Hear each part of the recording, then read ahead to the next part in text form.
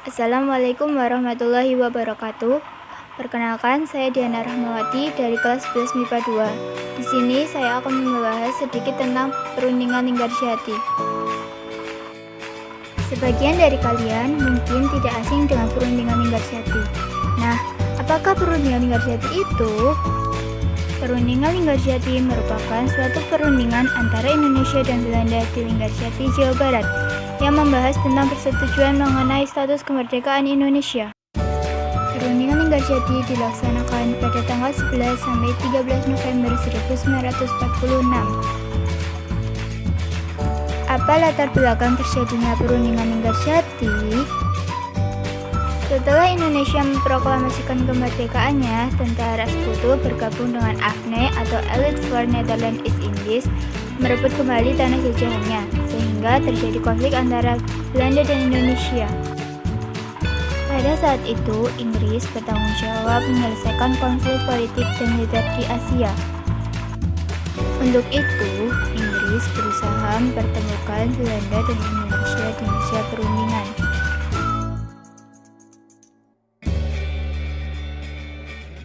Pada tanggal 14 sampai 25 April 1946, Sir Archibald Colcord mengundang Indonesia dan Belanda untuk berunding di Hoogeveen. Namun, perundingan tersebut gagal karena Indonesia meminta Belanda mengakui kedaulatannya atas Jawa, Sumatera, dan Madura. Namun, Belanda hanya mengakui Indonesia atas Jawa dan Madura saja. Kemudian, para pemimpin negara menyadari jika masalah diselesaikan dengan perang, maka akan menimbulkan kerugian di kedua belah pihak.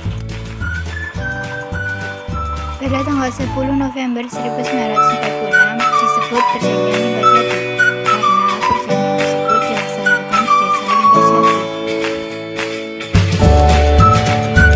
Jalannya perundingan.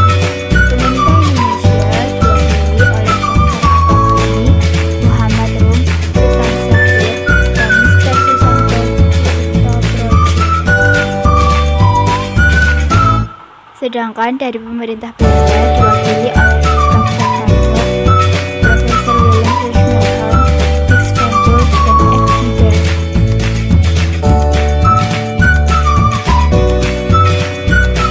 Adapun Lord Kelvin dari Inggris yang bertindak sebagai moderator dalam perundingan ini.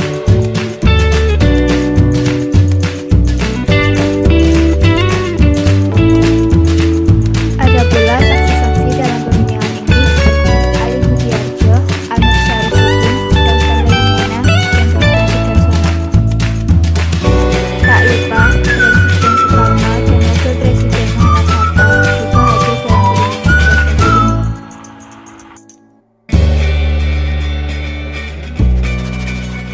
Pada tanggal 26 Agustus 1946, Lord Kelvin datang menghadiri Presiden Soekarno di Yogyakarta. Lord Kelvin mengajukan diri menjadi perantara dalam perundingan antara Indonesia dan Belanda.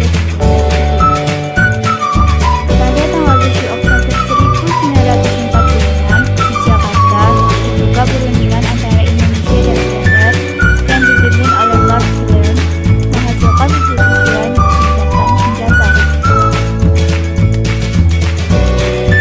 Pada tanggal 14 Oktober 1946, Panglima Besar Jenderal Sudirman dan Irjen Urip Sumoharjo datang ke Jakarta untuk menandatangani aksi gencatan senjata tersebut. Pada tanggal 4 November 1946, pemerintah Belanda menyampaikan notanya kepada Staten General bahwa pemerintah Republik Indonesia yang dipimpin oleh Presiden Soekarno adalah suatu kenyataan yang tidak bisa dipungkiri. Pada tanggal 11 November 1946, perundingan di Desa Linggarjati, Jawa Barat menghasilkan persetujuan mengenai status kemerdekaan Indonesia.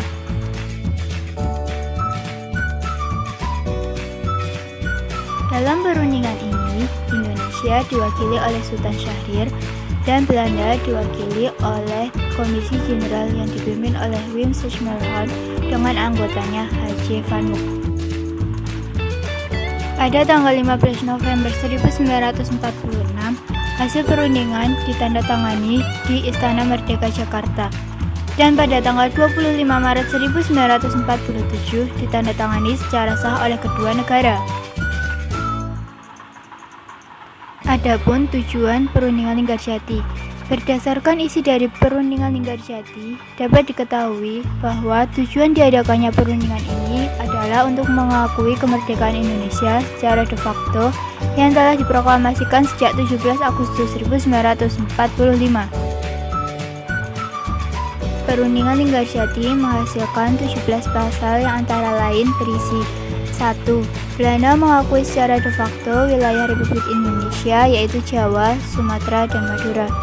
Kedua, Belanda harus meninggalkan wilayah Republik Indonesia paling lambat pada tanggal 1 Januari 1949. 3.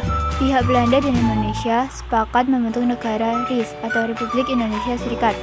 Yang keempat, dalam bentuk RIS, Indonesia harus bergabung dalam Persemakmuran Indonesia-Belanda dengan mahkota negeri Belanda sebagai ketua Uni.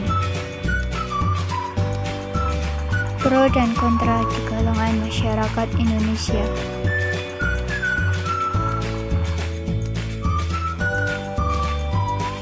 Perjanjian Linggarjati menimbulkan pro dan kontra di kalangan masyarakat Indonesia, seperti beberapa partai diantaranya Partai Masyumi, TNI, dan Partai Rakyat Jelata. Partai-partai tersebut menyatakan bahwa perjanjian itu adalah bukti lemahnya pemerintahan Indonesia untuk mempertahankan kedaulatan negara Indonesia. Untuk menyelesaikan permasalahan ini, pemerintah mengeluarkan Peraturan Presiden Nomor 6/1946 di mana bertujuan untuk menambah anggota Komite Nasional Indonesia Pusat agar pemerintah mendapatkan suara untuk mendukung perundingan Linggarjati. Terjadi pro dan kontra dalam penandatanganan perjanjian Linggarjati ini. Namun akhirnya Indonesia setuju untuk menandatangani perjanjian pada tanggal 25 Maret 1947 karena pertama, adanya keyakinan bahwa bagaimanapun juga jalan damai merupakan jalan yang paling baik dan aman untuk mencapai tujuan bangsa Indonesia.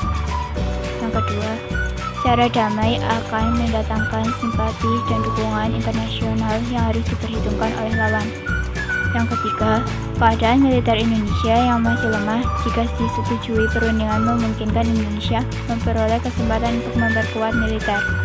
Yang keempat, jalan diplomasi dipandang sebagai jalan untuk memperjuangkan pengakuan kedaulatan dan penegakan negara Republik Indonesia yang berdaulat. Namun, pelaksanaan hasil perundingan tersebut tidak berjalan mulus.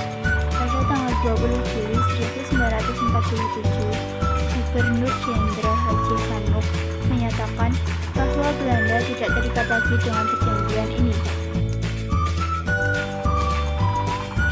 Pada tanggal 21 Juli 1947, meletuslah agresi militer Belanda pertama. Hal ini merupakan akibat dari perbedaan penafsiran antara Indonesia dan Belanda. Sekian penjelasan singkat dari saya. Terima kasih.